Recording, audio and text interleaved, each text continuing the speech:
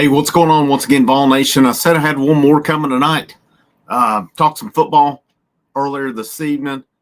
Talked some basketball earlier this season. Revisited the nightmare in Gainesville from last night. But always up for talking some baseball. PerfectGame.com has been releasing. They put out their preseason rankings, which I released a video earlier in the week and I talked about. Today, they released their All-American teams. And they released their top 75 freshmen coming up for the upcoming season. Thought it was pretty interesting how many Vols were actually recognized in both of those categories. But make sure you hit that like, that share, that subscribe as, try to bring you all the sports all the time. Try to fit them in here along the way. As Tennessee, they like to proclaim they're an everything school. We like to proclaim we're an everything channel here as we cover as much as we can on here. And not only we don't just try to get it in to meet the quota, I feel like we cover it very thoroughly and with pretty high knowledge of each product. I'm going to boast about what we do here on this channel as well. So if it's your first time checking it out, I hope you'll give some of the other content a chance as well. Recruiting, portal stuff, yeah, it's posted out there from On3, NACOS, Will Fong. We get stuff from VolQuest on that.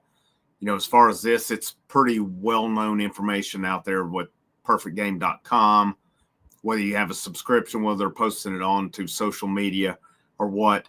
Majority of the content on this channel is original content. And I think we all get roped into or sucked into that equation that we all rip off from other outlets. Not the case. I'm not saying that with any of that here. Yeah, your portal stuff, it comes from, I don't have inside sources on that. I don't have it with any of the portal, any of the recruiting. It is out there through the networks. I think anybody gets that along the way.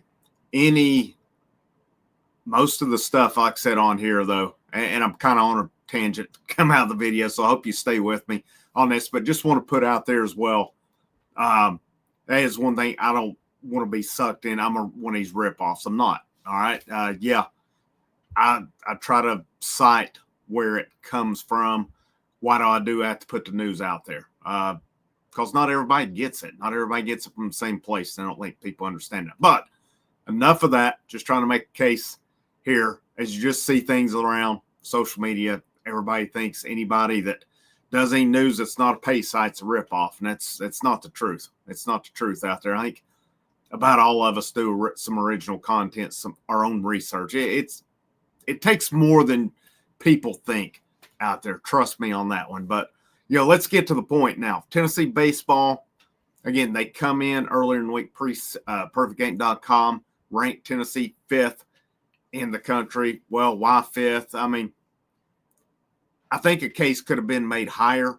I don't have a problem with Texas A&M being ranked number 1 because they return a lot of good players from that team. I don't have a problem with that. Tennessee, on the other hand, as far as known commodities, they don't return many known guys. Tennessee baseball is loaded. Make no mistake about that. If you're a returning guy and you're not getting it done, you're going to get passed up.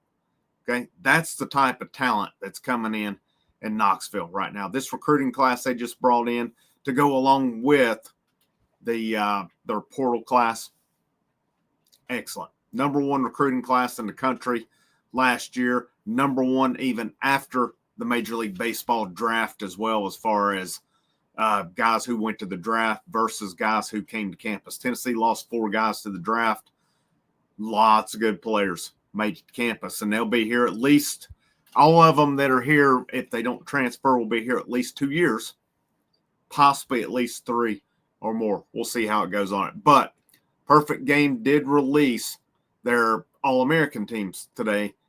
Dean Curley, Nate Snead, both second-team All-Americans, according to PerfectGame.com. Now, if you look at it, too, and you got to think this will be both guys last year at Tennessee. Curley is just a sophomore, but he will be age eligible at the end of the season. It's kind of like Blade Tidwell, like Dylan Dreiling last year. So Curley, we're looking at this will be his second and more than likely last year in Knoxville. He's ranked currently 24th overall, according to Perfect Game, in terms of the MLB draft. Snead's ranked 69th there as well.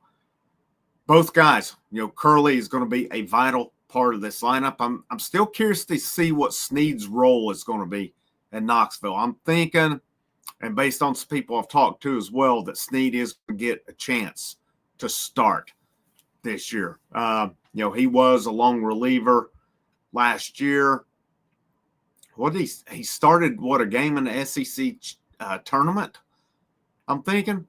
But I would expect, I've said it before, Liam Doyle, I think now Nate Snead and Tegan Coons. That's where you're going at that rotation. I will be shocked if Doyle and Coons are not in it. I could see that third spot going a number of different ways, whether it's JUCO transfer Brendan Arvidsson, is it Snead, could a Dylan Loy get in there? I'm thinking it probably goes Snead, again, just based on people I've talked to as well. Snead is in. What kind of improvement does he make? He had those moments where he was dominant. He had moments where I thought he was a little he was very good last year. He was very good. But what's his out pitch? I think the thing that separates Snead from others is I don't feel like there's a lot of movement on his pitches. He throws heat. I feel it's pretty straightforward. I feel he's kind of like, hit it. Here it is, hit it. You get some of these other guys, though, you see that movement on their pitches.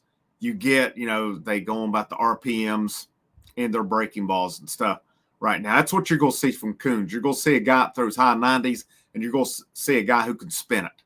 Has some big-time spin on his pitches. Speaking of Coons, so Perfect Game again. Preseason All-American team. Dean Curley, Nate Snead, second-team All-American. I said there were 7 Vols received preseason accolades. Well, 5 of them were freshmen who came up in Perfect Game's top 75 freshmen for this coming year. So, y'all mentioned Coons. They had him 46th on there. I think he's going to have something to say about that. I really do. I think when it's all said and done this year, if this guy does what I'm expecting he's going to do, that 46 is going to look pretty bad on Perfect Game. I expect him to be up near the top this year. That's how good I think this guy is. And he's got stuff. And, they list him at 6'3", 180. All these guys are going to be bigger than that, than what they are, because when they get to camp, a lot of them got to campus right after the draft. When they decided that they were not going to the draft, they then they come right to campus. They got with Coach Eberhardt, and he's got them going in the right direction. I think you're going to be excited to see what you see out of these freshmen. But I've talked about them ever since they've signed. So according to PerfectGame.com, Jay Abernathy, they rank him number 6 as in terms of incoming freshmen. I expect this guy to be a vital part of the lineup this year. And he's listed as a utility guy. When he signed, he was listed as a shortstop. He can play the infield. He can play the outfield. There will be probably times he DHs.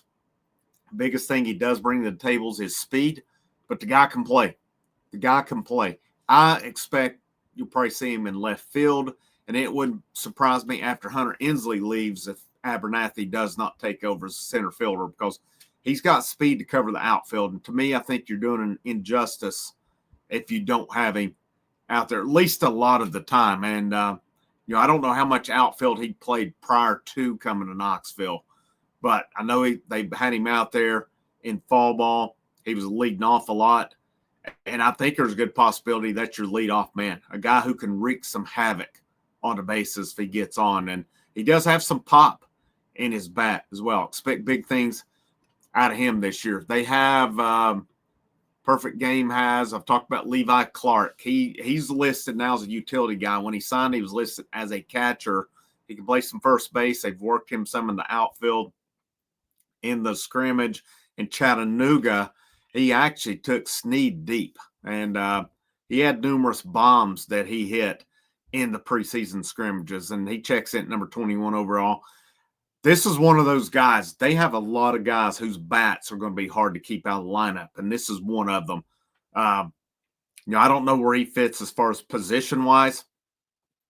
Worst case, he DHs a good bit, but based on what I've been told as well, this dude's bat is going to be really hard to keep out of the lineup. Mentioned Coons at 46. I think that's too low. I think that's too low. I don't think they're giving him enough credit, and I love it.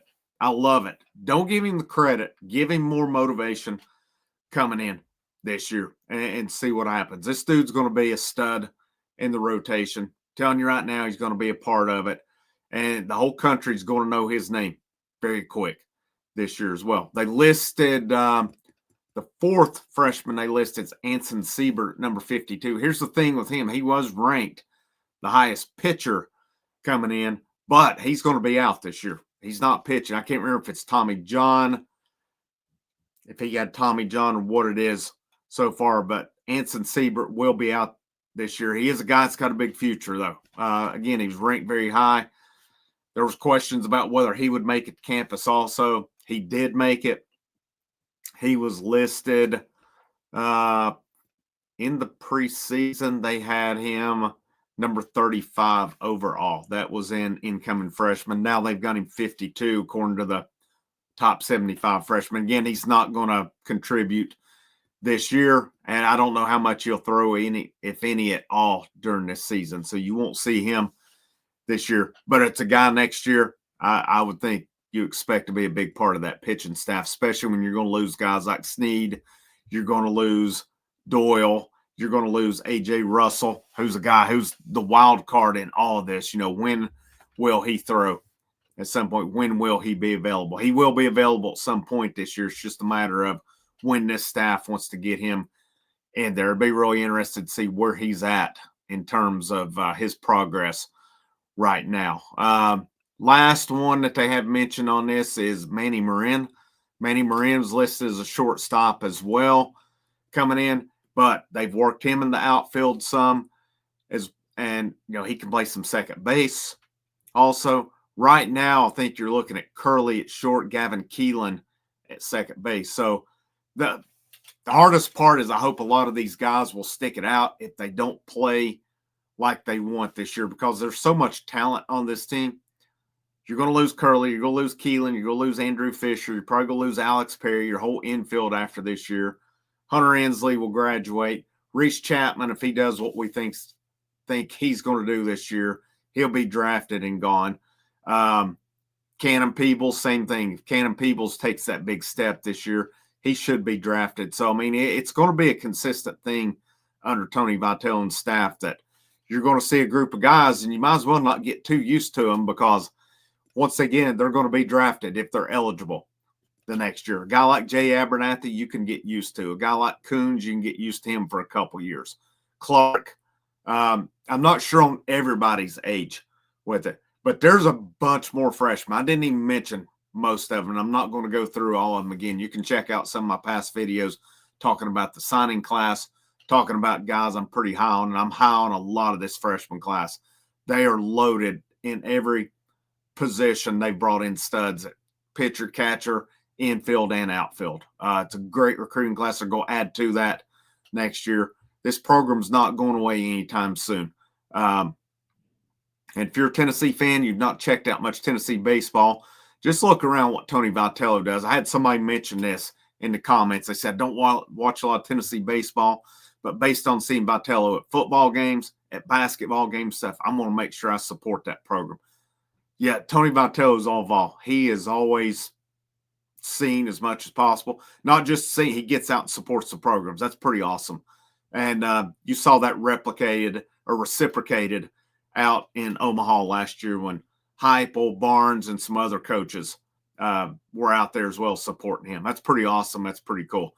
But just want to kind of bring this as where we're at. There's going to be a lot more publications putting out rankings. They're going to be putting out accolades along the way. But one thing I can tell you for sure, this Tennessee baseball team is going to be loaded. They're going to be loaded all around the diamond this year. There'll be some names you got to get used to that you may not have known prior to this year. You're going to get to know them pretty quick in February, though. I can assure you of that. check out the content today if you're interested in it. Football, basketball, baseball. Had a busy night here on the channel. Got to get in when I can get it in. Lady Vols stuff is up in the air tomorrow night because I just don't know that I'm going to be back in time to do the post show. I hope I am, but I'm not going to rush with it either. But you guys stay safe out there. Have a good rest of your evening. I'll probably talk to you sometime by the weekend. So have a great rest of your evening. And last but not least, go Vols.